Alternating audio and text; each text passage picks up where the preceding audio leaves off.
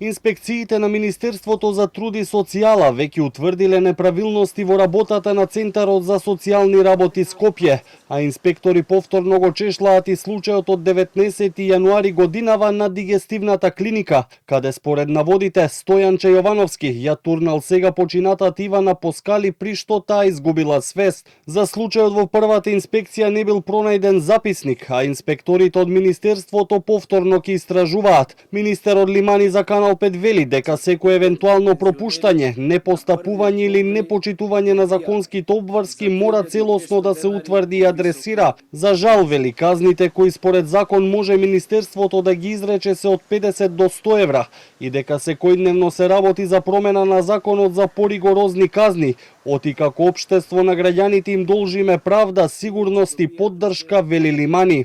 Ке се започне процедура за измена за да имаме соодветни казни за сите кои ќе се осмелат да поигруваат со чувствата на граѓаните. Иако тоа е законска казна која може да ја изречеме, а проблем имаме со сите центри за социјална работа на ниво на целата држава, сепак обвинителството, доколку утврди, може да отпочне постапка за кривична одговорност кај службениците кои не постапиле согласно своите овластувања.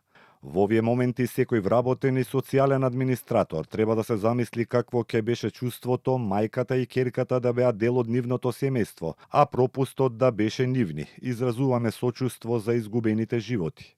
Премиерот Мицкоски изрази жалење за трагедијата во Карпош и ги повика сите оние кои трпат семејно насилство истото да го пријават и да не се повлекуваат, со уверување дека државата ќе застане зад нив. Ние како држава и како влада ќе застанеме целосно во функција на жртвите од ваков тип на девијантно однесување. Ќе повторам, ги молам сите оние жртви на ваков тип девијантно однесување да не се повлекуваат кога ќе пријават. Обвинителството во меѓувреме побара дополнителни 48 часа притвор за сопругот на Ивана и таткото на 6-годишната Катја, Стојанче Јовановски.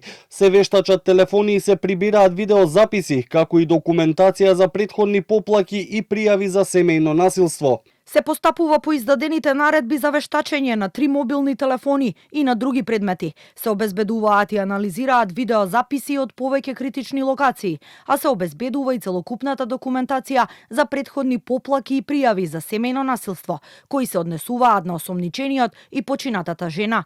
Дополнително се преземаат и други дејствија од значење за докажување на кривичните дела, чии елементи се испитуваат во моментов.